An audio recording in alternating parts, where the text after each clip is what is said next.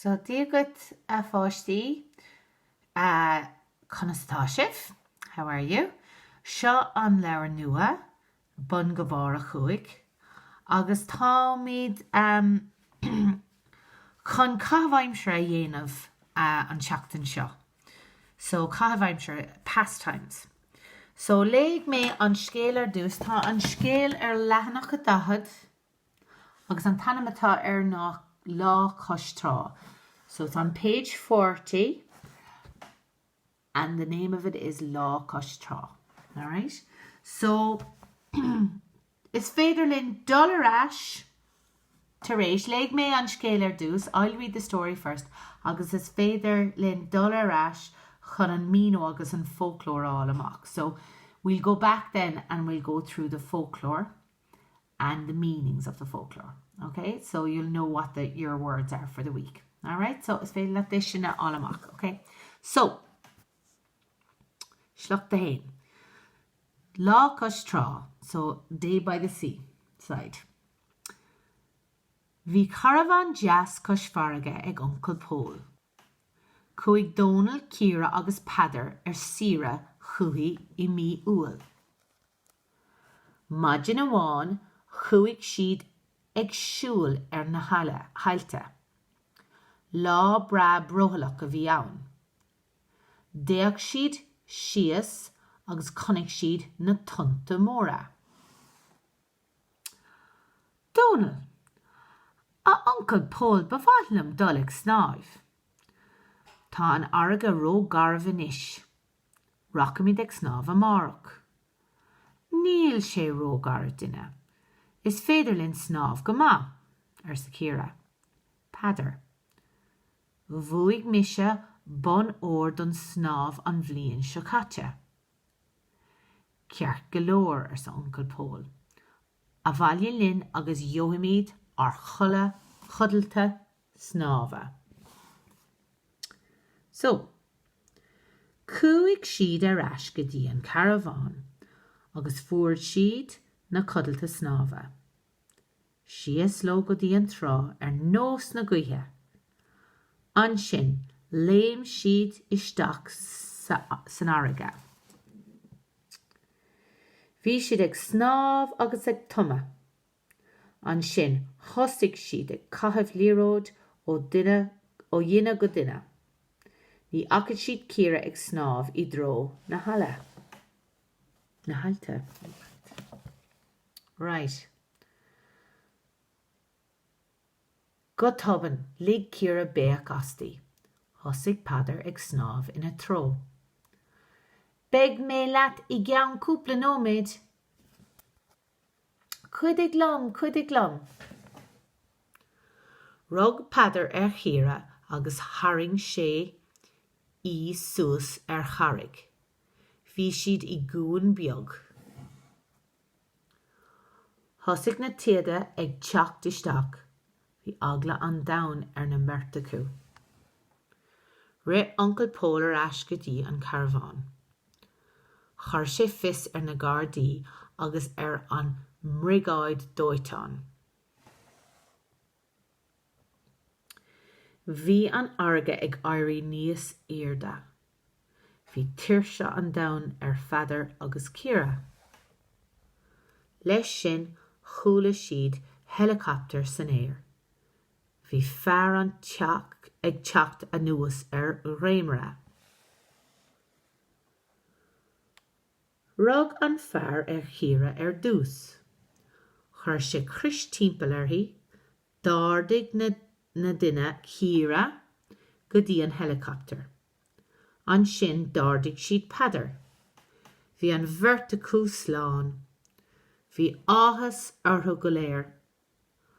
Cudal siad ag snáb an oíche sin mar bhí siad tíirseach tréachta. Okay? So,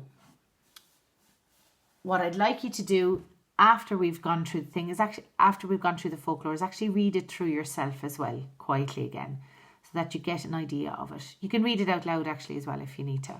Okay? So I'm just going to go through it now, piece by piece, and I'm going to get my folklore ready as well. Okay? So, bhí an caravan das Cois farige ag Uncle Paul. Bhí caravan. So caravan is a caravan. Deas cois farige by the sea ag Uncle Paul. Chuig Donald Ciara agus Peadar sira chuig in mi úl. So chuig siad, they went in mi úl. On holidays sira in mi úl. In July, in the month of July. Okay? Maidin amháin chuig siad ag siúl na hailte. Na hailte. Now na hailte is the cliffs. Alright?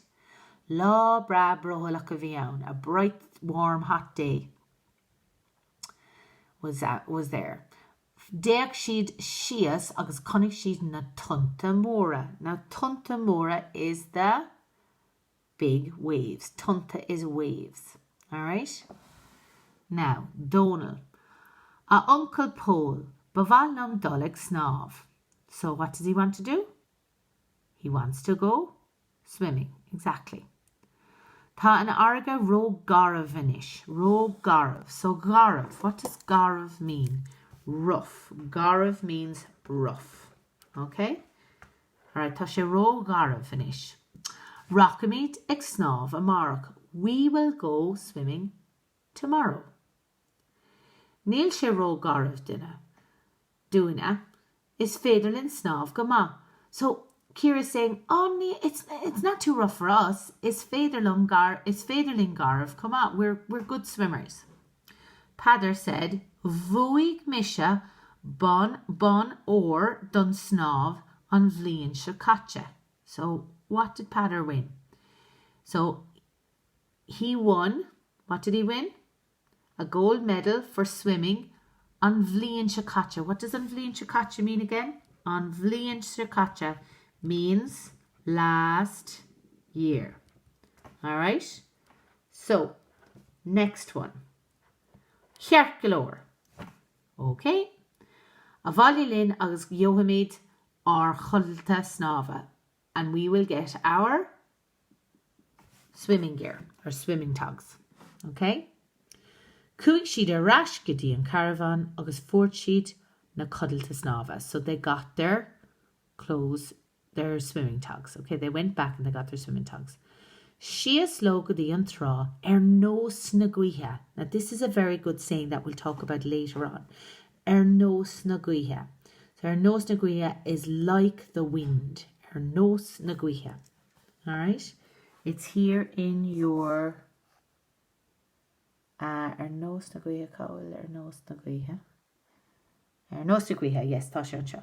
So like the wind, nos na guithe. So this is your folklore, okay? Nos na guithe. I'll send you on a page of it, okay? Right.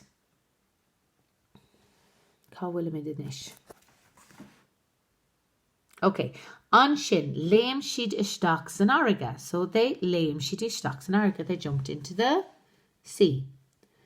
Bhí siad ag snáv agus ag tuma.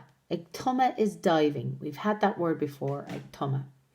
An sin thosaigh siad ag caithfliaróid ó gine go duine.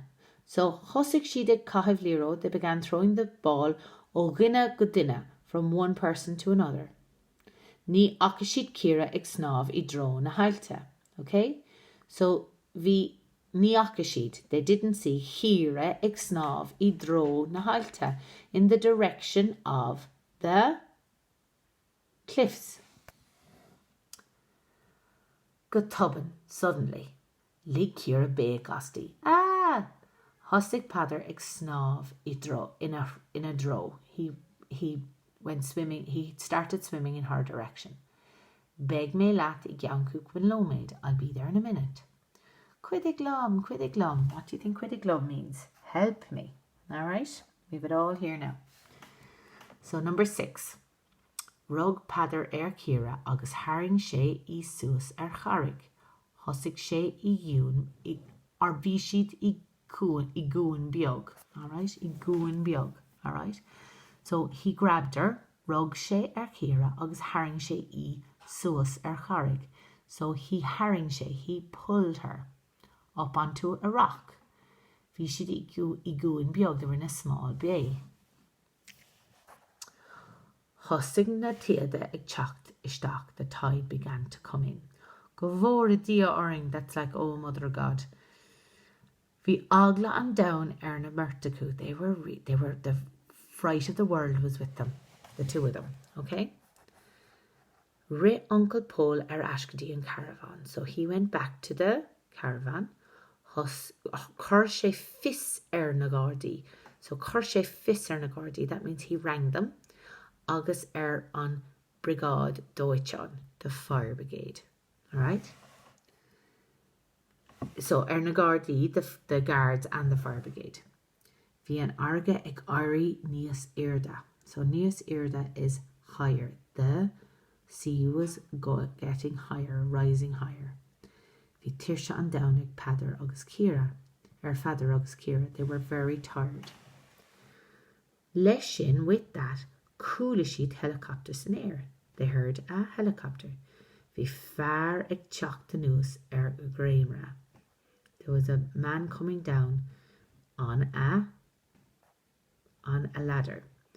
Fan an sin, wait there, beg me leave an cúpla nómaid. I'll be with you in a few minutes. Rogan Farah Ciara dús. So he grabbed Ciara dús at first. Alright, you remember those words before?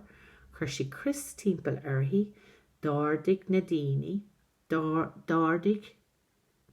Ciara the an helicopter. They raised her to the helicopter.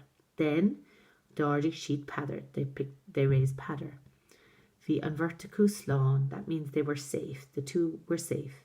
Bhí áthas arthúgaléir. Everyone, they were very happy. Cuddle sheet go sáv an ihe sin. They slept soundly that night. Mar bhí she tíirseach tréachta. They were exhausted. Alright? Now, I will send that video to you so you can see, or I will send that page to you guys. It'll be in what you need to print out, okay? So these are all the words that you're going to need, and the folklore that you need. Some of them you already know, some of them you don't. Now, very, very quickly, I'm just going to go through the question, alright? So, cúpla question atá decán ann, and we're going to have a look at this as well. So these are your questions again, so remember what they mean. Alright? So, cá raibh an caravan ag Uncle Padar. Cá raibh siad. So where was the caravan? Chahan a cuaig na páistí sira chuhi. Alright, so chahan. Cá is bríle chahan. When? When did they go on holidays to him? Cá neacaigh siad ag siúl. Cognac sheet. So cognac sheet. Where did they go? Right? Cén size lá a bhí ann. Tá sé sin éasca. That's easy. Cén size. What sort? Cén size lá a bhí ann. Right? Céird a fuair siad sa caravan. So céird a fuair siad sa caravan. So céird agus cad tá sé sin mar an gcéine. They're the same thing. So what did they get in the caravan? An Revan Arga Huwn no Garv. Was the sea Huwn, quiet, no Garv, rough? Cé a hosig ag snáv I dro na hala. So cé ag hosig, cé a hosig. So cé, cad is bríle cé? Who? So cé a hosig ag snáv I dro na hala.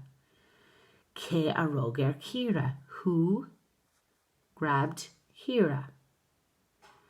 Cé a chur fis na Gardaí. So who chur fis na Gardaí? Who rang the guards?